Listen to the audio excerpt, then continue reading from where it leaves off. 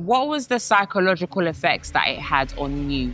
How would you describe that? I kept finding myself in relationships with abusive men. Do you think that your father being absent in your life contributed to how you view men? I witnessed the most horrific acts of domestic violence. You said that this video was made nearly 10 years ago. Yeah, I can't even believe somebody could hold on to a video that long. Why is it being released now? I don't know. I think you need to ask him that question.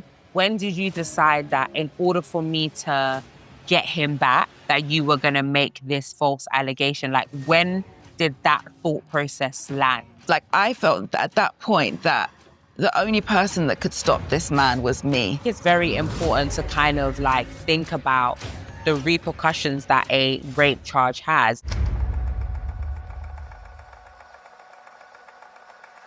So you sent in 2 videos of your abuse from Jason. So we're just going to play it now and then just talk through it. If you can kind of explain to me the background, what's going on.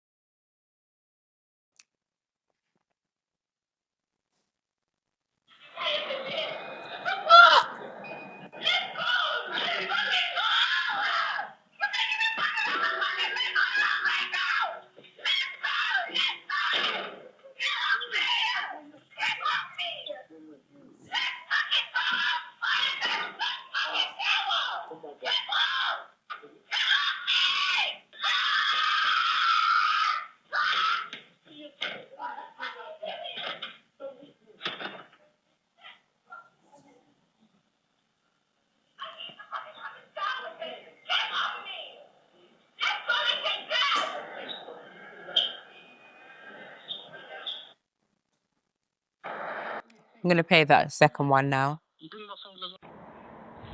Bring your things. Bring it. You bring my phone as well while you're at it. Bring my phone as well while you're at it, since you want to get rid of, clear everything. Bring my phone as well. Bring everything right now. No going back right now. Bring it now, bad girl.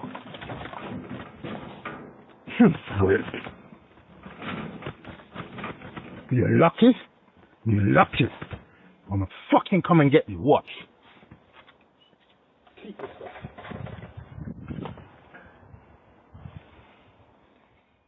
Can you talk to me about what was going on? The relationship with Jason, you know, when it first started was really beautiful. He, you know, I guess there was a trauma bond for sure. He just lost his mom. I'd lost my mom, you know, a year ago, and there was a moment there where I was kind of supporting him and you know, holding his hand through that grieving process. And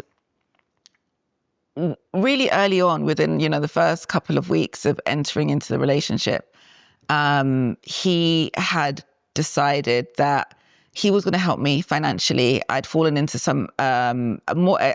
mortgage arrears actually with my mortgage company. I had a change in job, and he was like, "I'm gonna help you. I'm gonna support you financially to settle some of your bills." It wasn't a huge amount of money. I think it was like £5,000 at the time. And in exchange for giving me, you know, loaning me this money to cover my arrears, he wanted me to sign a document. And this document, at the time, I didn't know what it was, but it was a power of attorney. And because I decided that when I found out what a power of attorney document was and what it meant, and I decided that I wasn't going to sign this document, that's when he became very violent towards me.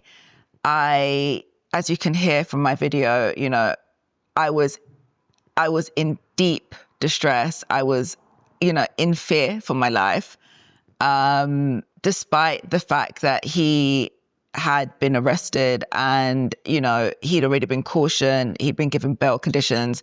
He was constantly turning up to my house, making threats, pressuring me to sign these documents. And it was only later that I discovered that he's a man that's in his mid-40s, and he'd gone through his entire life conning and manipulating women out of property. And having owned several properties in London, you know, I was essentially his next victim. And when I decided that I'm not going to play ball, that's when the violence began, and that's when I sought on support from the police. Because ultimately, you know, one thing as well that's not painted is I have no mum, I have no dad, I have no older brother, I have no relatives. So the only people that I could rely on when I was at home in the UK was the Metropolitan Police to come in and support me. And this time round, they actually did such an incredible job, you know, in the process. But ultimately, you know, Jason was a very angry man, and, you know, he wanted one thing and one thing only, and it was those signed papers. And when I refused to do that, he held me captive in the house. He refused to let me leave the house. I was forced to take a cold shower. It was almost 3 days that he had me locked up in the house. And that was me trying to escape that second video. And you could see he wasn't going to let me go anywhere at that point. And I had nobody around me at all to step in and support me and, you know, protect me, really. And I think that's what it boiled down to. And I'm just really grateful that, you know, making this mistake the second time round by allowing somebody so dangerous into my home, I was really grateful this time around that my son wasn't there to witness it. And it didn't last 18 months. It was only 3 months. Yeah, it sounds like a very difficult time, very, very dark time. Do you understand why you are receiving a lot of backlash? Yeah, I completely, you know, for individuals that have actually gone through, you know, been wrongly accused of rape, of sexual assault, of any type of, you know, criminal activity, and then to have somebody, you know, go online and have a video of somebody saying that, you know, I would wrongly accuse an individual for sexual assault to justify, you know, to protect other women from being assaulted, can definitely trigger, you know, individuals. And like I said, the intention behind that video wasn't to trigger or hurt or cause anyone pain. Really, like I said before, you know, it was an expression of the pain that I was going through as a domestic abuse survivor. Domestic abuse is something that, like I said, I've never shared on my platform because, you know, moving into the work that I do, and that's why my lifestyle is so important to me. That's why I take such good care of myself. That's why I now channel the energy back into taking care of myself, understanding my worth, understanding my values, so I don't end up in a situation Like that where again. I'm repeating history. For people that, you know, have been sexually assaulted, unfortunately, and those that it's going to happen to, because, you know, unfortunately that perversion doesn't end. You know, there's this conversation being had that this video that has leaked of you contributes to a mindset that a lot of people have when women come forward and say they've been abused. And it's like, well, she could be lying. She could be, you know, she could just be a woman scorned. And this video contributes to that narrative. How do you feel about that, knowing that you've kind of given people like room to even say that? I think as painful and as hurtful the video is for people to watch, it's definitely something that really needs to be discussed and spoken about, because as a survivor of domestic violence, as somebody that's gone through abuse, you know, you do not have to be an angry, scorned woman. That, you know, I wouldn't wish upon my worst enemy going to jail. And, you know, unless they've actually physically done something wrong, then absolutely justice needs to play its part. But for somebody that's done nothing wrong, it shouldn't be, you know, it shouldn't be the case. I feel like, you know, the video should never have come out because it formed part of police evidence, and you know, my legal team are working with the police now. I'm going to assume that, obviously, not even assumptions, because you've said it, actually, you've learned from this and, you know, you've grown from it. Do you regret the things that you said in that video? Totally, absolutely. You know, I should never have said the things that I said, and I take full accountability. You know, it's not, you know, karma works in a way where it really shouldn't be anybody's responsibility, you know, to bestow on that person their wrongdoings. We rely so heavily on the justice system, but we know, you know, as a community that there's so much injustice within the justice system. And I've had to learn that recently myself, you know, having gone through this experience in this last relationship.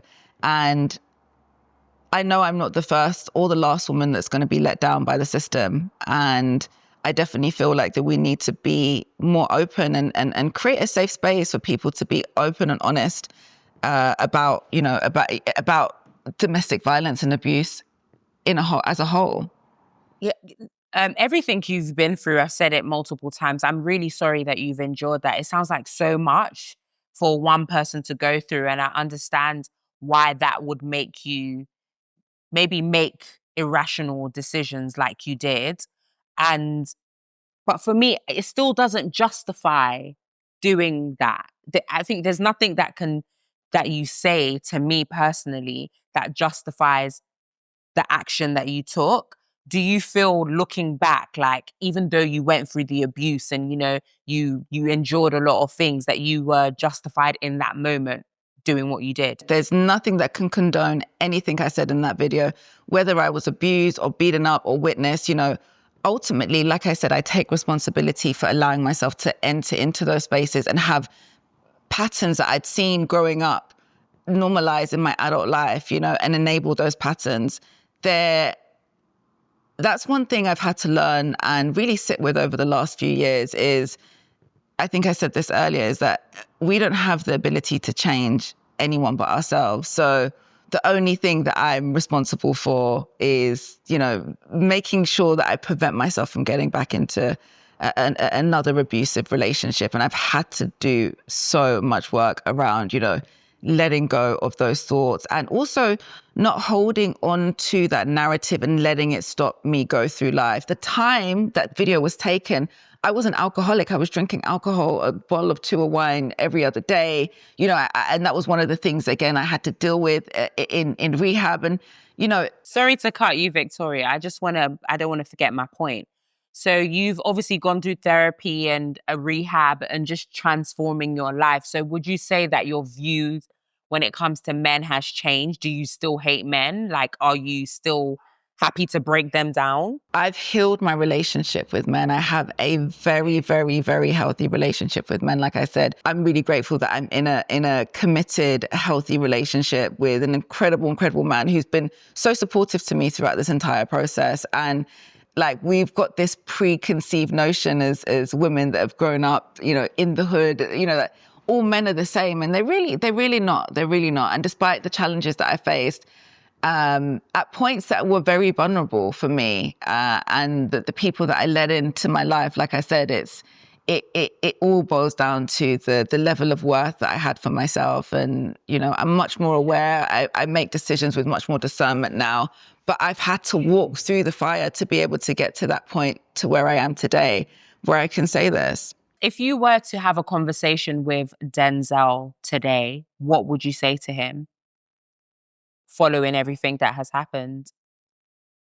If I saw Denzel 8 years on, you know, the first thing I would say is sorry, and I would apologize for, you know, saying those things, for being so malicious in you know, in the things that I said. And I know, like, as women, as men, when we're angry, we can say all kinds of things. And like I said, there's no justification for it at all. Is there something that you would say to people that have been assaulted sexually, or like, is there something that you would want to say to them? Because obviously that community of people could be very triggered by this. They probably are very triggered by this, especially if their stories weren't believed. Yeah, I know what it feels like to have your story not relieved and not realized, and for justice to not play its part. So I completely relate and totally understand how that may have triggered those victims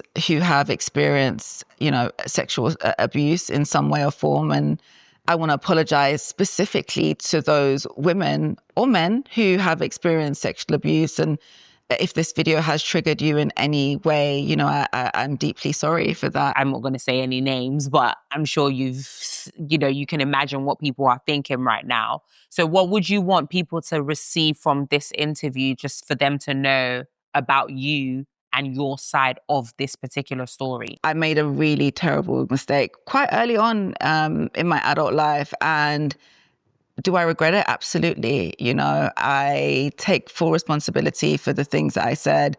The issue was dealt with. Have I faced the repercussions of it? Yeah, absolutely. I have a criminal record. I had to do probation. I had to do community service as a result of that video being provided to the police.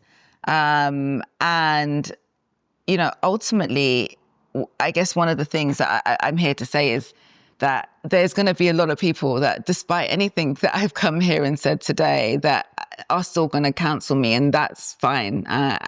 You know, I'm really okay with that. Like I said, everybody in life deserves a second chance. There is life after DV. There is life after sexual assault. This is not going to be the first, and it's not going to be the last thing that is said about me. You know, my name is being thrown around. You know, and in some way, it's quite flattering that nobody else in the UK has anything else better to do right now than to talk about me. And you know, right now, and I just think, you know, nobody was there when my 7-year-old was witnessing this thug beat up his mum, you know, black and blue. Nobody was there when I was witnessing my mum get beaten up black and blue. And unfortunately, these are generational cycles that we have to be aware of. And unless we do the work to be aware of, you know, how we can repeat them as individuals and human beings, they will continue to be recycled and repeated. So just to really ask my community and viewers just to really show some compassion and understanding. There are a few people that have been accused of sexual assault, like Young Philly, Michael Ward. I'm not sure if you've heard of these people. I haven't, no. You haven't? I personally don't follow any gossip, okay. gossip channels. I disengaged with that, you know, years ago. I just have never been in that space. So, I'm not in the urban scene like that at all. My work is very much, I've grown up and raised in London. You know, I'm very much not. Okay, fair enough. But so there's Young Philly's a very popular YouTuber. Michael Ward is a big TV actor, superstar, whatever. And they've both been accused of sexual assault. Now, when your video was released, people are using your video as a rebuttal to them being accused, saying that there are women that lie. So essentially, these women that have come forward and said that they've abused them could be lying because look at Victoria Everest. Do you understand what I'm saying? That my video should never be used as a point of reference. That video should have never been released. Like I said, the video was released with very malicious intent.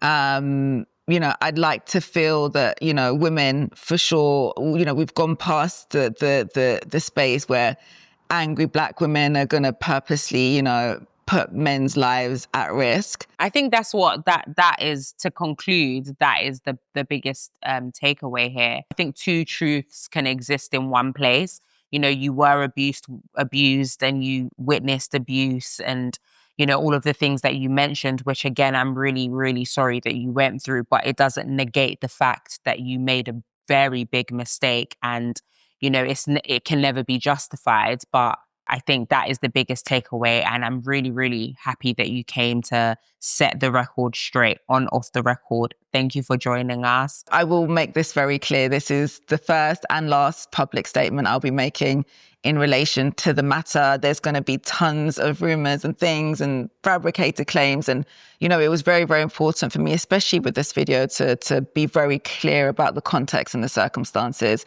and apologize to those people who have been impacted the most by watching that video as well. So thank you for giving me the opportunity to do so. That is it for today, guys. Thank you so much for watching. Don't forget to like, comment, and subscribe. Tell a friend to tell a friend. And we will be back with another exclusive story later. Thank you, guys. Bye.